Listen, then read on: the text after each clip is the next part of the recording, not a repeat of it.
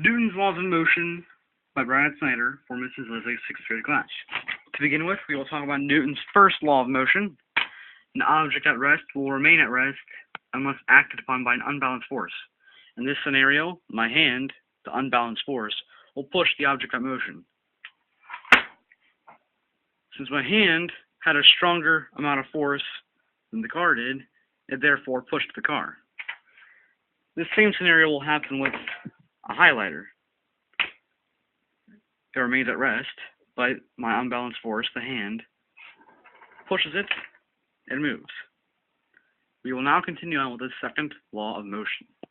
The second law of motion states that acceleration is produced when a force acts upon a mass. The greater the mass of the object being accelerated, the greater the amount of force needed to accelerate the object. So, this office chair here weighs about, I'd say, 20 pounds.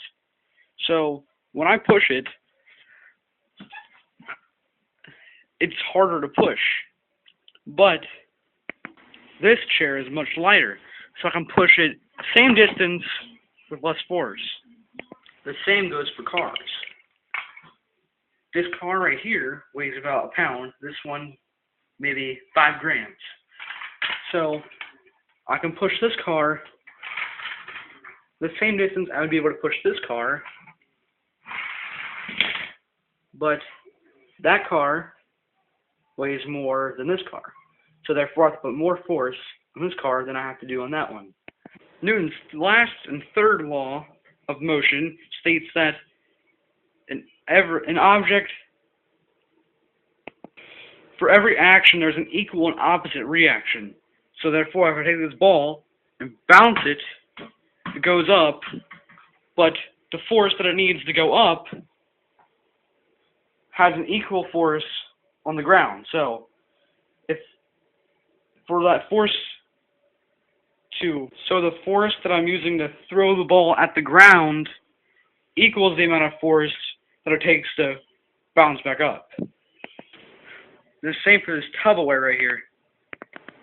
If I throw it at the ground, well, you couldn't really see it there. Let's redo it. So if I throw it at the ground, hold on, one more time. Well, I can't really see it, but the Tupperware, when it hits the ground, it bounces back up. But the same force it takes to hit the ground is exerted when it's going back up. So the force it takes to hit the ground is the same force it takes to go back up. I hope this video helped you understand the 3 laws of Newton's laws of motion. And this is Brad signing off.